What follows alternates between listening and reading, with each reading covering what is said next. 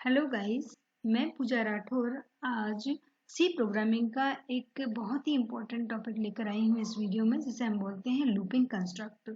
Looping construct जानने से पहले हम ये देखते हैं कि सी लैंग्वेज में तीन बेसिक कंस्ट्रक्ट होते हैं, जिसमें सबसे पहले होता है सीक्वेंस। सीक्वेंस का मतलब होता है कि जिस ऑर्डर में इंस्ट्रक्शंस लिखे हुए हैं उसी ऑर्डर में वो एग्जीक्यूट होंगे।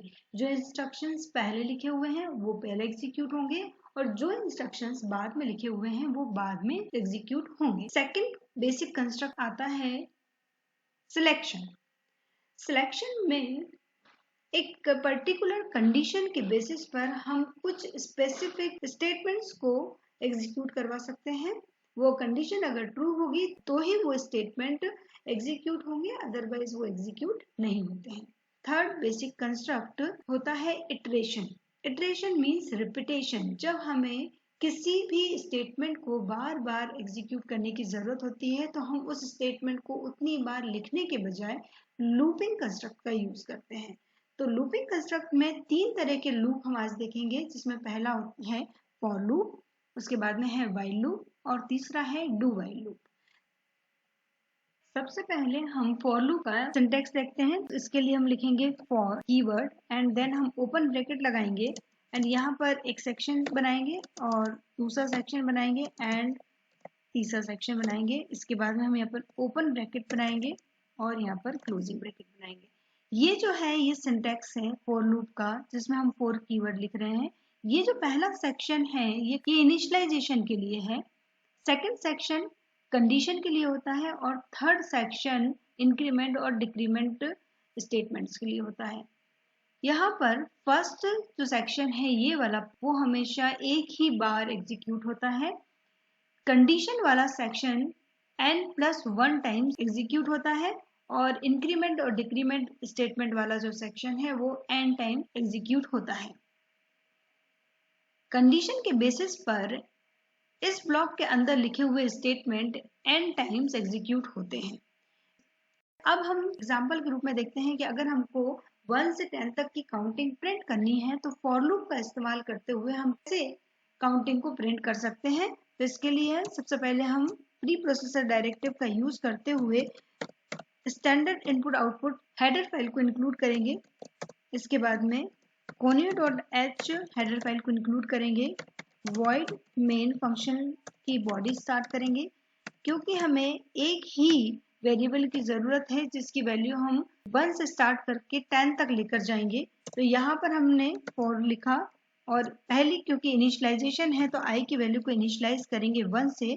उसके बाद में कंडीशन लगाएंगे। अब ये कंडीशन ऐसी होनी चाहिए जिसके ट्रू होने पर स्टेटमेंट एग्जीक्यूट हो और जिसके फॉल्स होने पर आप लूप से बाहर आ जाएं। तो हम यहाँ पर कंडीशन को इस तरीके से रखते हैं, क्योंकि हमको 1 से लेकर 10 तक की काउंटिंग प्रिंट करवानी है, इसलिए हम i की वैल्यू को मैक्सिमम लेकर चलते हैं 10 तक।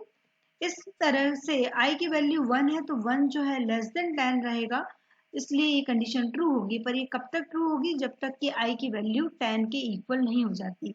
जैसे ही i की वैल्यू 11 होगी वैसे ही ये कंडीशन फॉल्स होगी और आप फॉर लूप के बाहर आ जाएंगे। अब थर्ड सेक्शन जो है इंक्रीमेंट और डिक्रीमेंट के लिए है, तो क्योंकि हमको 1 से लेकर 10 तक की वैल्यू को प्रिंट करवाना है तो हम एक इंक्रीजिंग ऑर्डर में जा रहे हैं और वो भी 1 से इंक्रीज हो रहे हैं। तो हम यहाँ पर i++ स्टेटमेंट को लिखेंगे एंड देन हम यहाँ पर ओपन ब्रैकेट लगाएंगे, जिसमें हम इस ब्लॉक के अंदर एक स्टेटमेंट लिखते हैं जिससे हम इस i की वैल्यू को प्रिंट करवा सकें। तो यहाँ पर हमने लिखा %d स्पेस कॉमा i। हम यहाँ पर इसको क्लोज करते हैं और यहाँ पर हम getSys फंक्शन को इंक्लूड करेंगे एंड देन मेन फंक्शन को क्लोज करेंगे। इसके पहले हम यहाँ पर एक क्लियर स्क्रीन के लिए एक फंक्शन इंक्लूड करते हैं clr_str। अब हम इस प्रोग्राम को एग्जीक्यूट करते हैं कंट्रोल F9 से। तो आप देख सकते हैं यहाँ पर 1 से लेकर 10 तक की वैल्यू प्रिंट होती हुई आपको दिखाई दे रही है। तो इस तरीके से हम फॉर लूप का यूज करते हैं। नेक्स्ट जो लूप होता है वो होता है व्हाइल लूप। व्हाइल लूप के लिए हमको व्हाइल कीवर्ड यूज करना होगा और हम ब्रैकेट लगाएंगे इस तरीके से और उसके बाद में हम उसका एक ब्लॉक बनाएंगे। कंडीशन जो है वो इस ब्लॉक के अंदर आती है। अगर ये कंडीशन ट्रू होगी तो ही इस ब्लॉक के अंदर के स्टेटमेंट एग्जीक्यूट होंगे, अदरवाइज ये एग्जीक्यूट नहीं होंगे। क्योंकि किसी भी लूप को चलाने के लिए तीन चीजें जरूरी हैं, इनिशियलाइजेशन, कंडीशन एंड इंक्रीमेंट और डिक्रीमेंट स्टेटमेंट्स। तो व्हाइल लूप के साथ में क्योंकि हम सिर्फ कंडीशन दे रहे हैं तो इनिशियलाइजेशन हमेशा व्हाइल के पहले होगा और इंक्रीमेंट डिक्रीमेंट स्टेटमेंट जो है वो इस ब्लॉक के अंदर लिखे जाएंगे।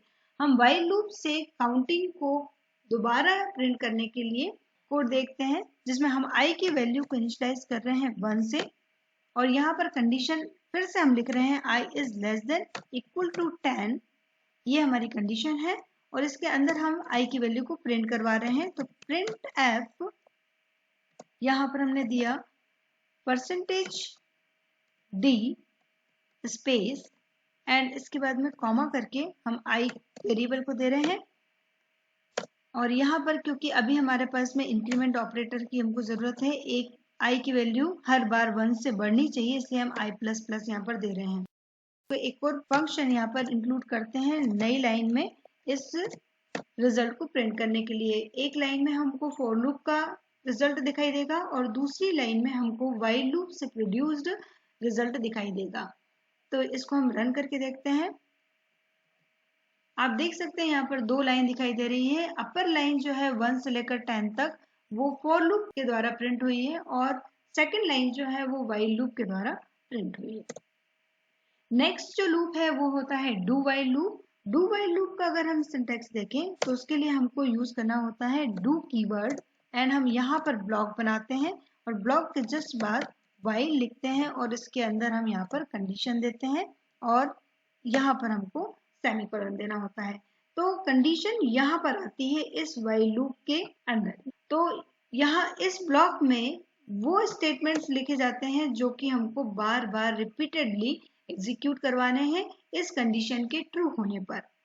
तो यहाँ पर अगर हम डू व्हाइल लूप से, क्योंकि हमको यहाँ पर इनिशियलाइजेशन करवाना है तो इनिशियलाइजेशन हम डू के पहले करवाते हैं और यहाँ पर कंडीशन लगाएंगे। इस कंडीशन के ट्रू होने पर ये जो स्टेटमेंट्स हैं वो एग्जीक्यूट होंगे। इंक्रीमेंट और डिक्रीमेंट स्टेटमेंट जो है वो इस ब्लॉक के अंदर ही लिखे जाएंगे। डू व्हाइल लूप का इस्तेमाल करते हैं तो हम व्हाइल के आगे सेमीकोलन लगाते हैं, बट जब हम व्हाइल लूप का इस्तेमाल कर रहे हैं अपने प्रोग्राम में तो हम व्हाइल के आगे कभी भी सेमीकोलन नहीं लगाते हैं। तो डू व्हाइल लूप से हम अगेन काउंटिंग को प्रिंट करते हैं 1 से लेकर 10 तक। तो हम यहाँ पर पहले तो हम प्रिंटफ फंक्शन से न्यू लाइन ले लेते हैं ताकि डू व्हाइल लूप का जो रिजल्ट है वो नई लाइन में हमको देखने को मिले। अब हम i की वैल्यू को अगेन इनिशियलाइज करते हैं 1 से और यहाँ पर क्योंकि हमको i की वैल्यू को प्रिंट करवाना है इसलिए हम प्रिंटफ फंक्शन का इस्तेमाल करते हैं percentage d space comma i और ये यहाँ पर इंक्रीमेंट ऑपरेटर का यूज करते हुए i की वैल्यू को बढ़ाते हैं। अब हमको यहाँ पर कंडीशन देनी है क्योंकि हमको वैल्यू सिर्फ 10 तक ही प्रिंट करवानी है, इसलिए हम यहाँ पर i की वैल्यू लेस देन और इक्वल टू 10 रखेंगे। तो होगा क्या कि i की वैल्यू इनिशियलाइज होगी 1 से और ये स्टेटमेंट जो है वो एक बार तो एटलीस्ट एग्जीक्यूट होंगे ही। ये एग्जीक्यूट होंगे, i की वैल्यू 1 प्रिंट होगी और i की वैल्यू जब 2 होगी तब वो इस 10 से कंपेयर होगी। अब 2 होने पर क्योंकि ये 10 से छोटा है, कंडीशन ट्रू है, तो अगेन जो कंट्रोल है वो इस स्टेटमेंट पर आ जाएगा और 2 प्रिंट होगा एंड i की वैल्यू इस स्टेटमेंट से बढ़कर 3 हो जाएगी। ये तब तक चलेगा जब तक कि i की वैल्यू 11 नहीं हो जाती। जैसे ही i की वैल्यू 11 होगी ये कंडीशन फॉल्स हो जाएगी और हम इसके बाहर आ जाएंगे नेक्स्ट स्टेटमेंट पर, इस तरीके से। तो अब इसको हम रन करके देखते हैं कंट्रोल F9 से। तो आप देख पा रहे हैं कि स्क्रीन पर 3 लाइन है। पहली 1 से लेकर 10 फॉर लूप के द्वारा प्रिंट की गई है, सेकंड लाइन व्हाइल लूप के द्वारा प्रिंट की गई है और third line do while loop के द्वारा प्रिंट की गई है। इस तरीके से हम फॉर लूप, व्हाइल लूप और डू व्हाइल लूप को अपने प्रोग्राम में डिफरेंट टाइप की प्रॉब्लम्स के लिए यूज कर सकते हैं जिसमें हम किसी स्टेटमेंट को रिपीटेडली एग्जीक्यूट करवाना चाहते हैं। आई होप कि आपको ये कॉन्सेप्ट समझ में आया होगा। Thank you.